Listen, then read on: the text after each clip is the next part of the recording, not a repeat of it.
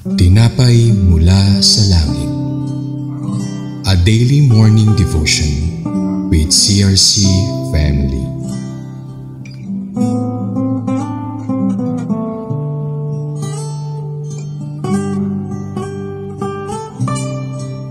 Ang pagpapala ng ating Panginoong Diyos ay sumaatin nawa sa umagang ito. Welcome po sa ating pang-araw-araw na programa, Tinapay mula sa langit, ang ating devotion mula sa salita ng Diyos. Papurihan natin ang Diyos sa pamamagitan ng isang panalangin. Panginoong Diyos, salamat po sa iyong presensya sa umagang ito. Salamat po sa panibagong buhay at lakas na nagmumula sa iyo. Gabayan po ninyo kami sa pag-aaral ng iyong salita at sa gabay ng banal na Espiritu ay amin itong maunawaan at maisabuhay. Salamat po sa iyo ang papuri, pasasalamat at pagdakila sa ngalan ng anak mong si Jesus. Amen. Ating basahin ang salita ng Diyos sa Numbers chapter 8, 16-19 mula sa NIV na pinamagatang, The Levites are regarded as Israel's firstborn. Verse 16, They are the Israelites who are to be given wholly to me. I have taken them as my own in place of the firstborn, the first male offspring from every Israelite woman.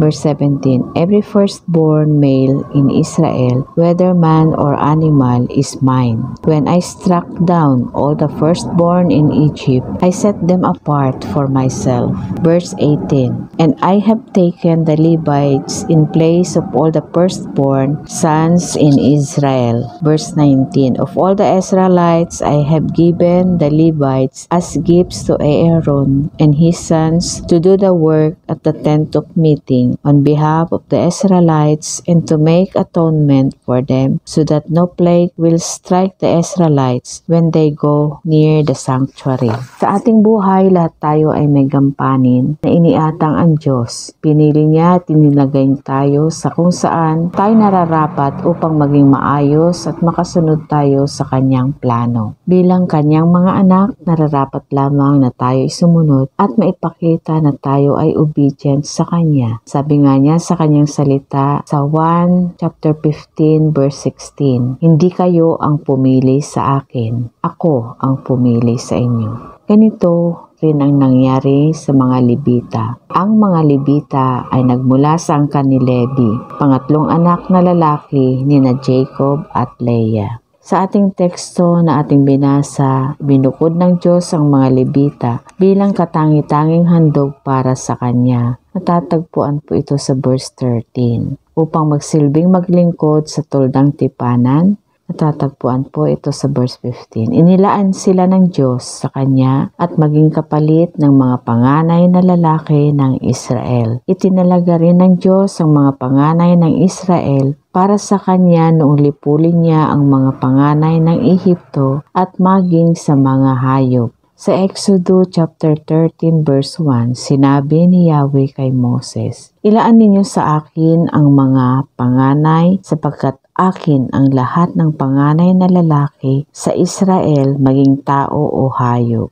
Nakita ng Diyos ang katapatan ng mga Levita sa Kanya sa Exodus chapter 32 verse 26 na kung saan tinanong ni Moises kung sino ang nasa panig ng Diyos at tanging mga Levita lamang ang lumapit sa Kanya. Dito, ibinukod ng Diyos ang mga Levita para sa Kanya at sa sovereignty ng Diyos sila ay tinaguriang Israel's firstborn bilang kapalit ng mga panganay ng Israel. Sila ang makakatulong ni Aaron at ng mga anak nito sa paglilingkod sa toldang tipanan, sa paghahandog para sa katubusan ng kasalanan ng Israel at mailayo sila sa anumang kapahamakan. Sa pagiging firstborn, nagpapakita ito ng katangi-tanging special quality o kaya mahalaga ka sa Diyos. Sa bagong tipan, Christ is described as the firstborn.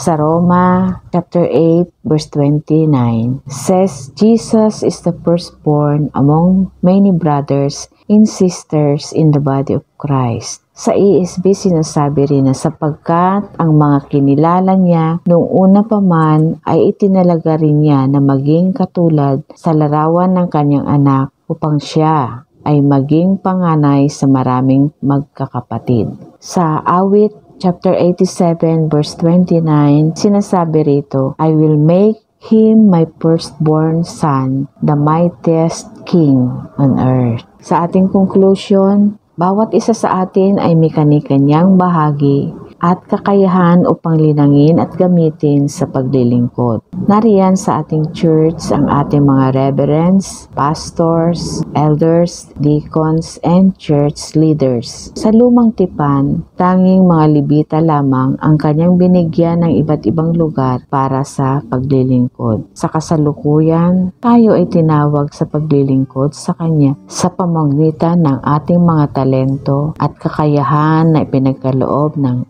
ating Diyos. Ito ay matatagpuan sa 1 Peter chapter 4 verse 10. Tayo ay manalangin. Aming dakilang Diyos, marami pong salamat sa iyong kapahayagan sa umagang ito. Patatagin mo po ang aming pananampalataya upang makatugon kami sa iyong dakilang layunin sa aming buhay. Nawa ang iyong mga salita ang magsisilbing ilaw at gabay upang makasunod kami para sa kaluwalhatian ng iyong pangalan. Ito ang aming samot panalangin sa ngalan ng iyong anak na si Jesus. Amen. Marami pong salamat sa inyong pakikibahagi sa ating programang Tinapay Mula sa Langit. Samahan po ninyo kami muli bukas sa ganap na 5:30 ng umaga at malaya rin itong i-share sa inyong pamilya at kaibigan upang sila rin ay mapagpala.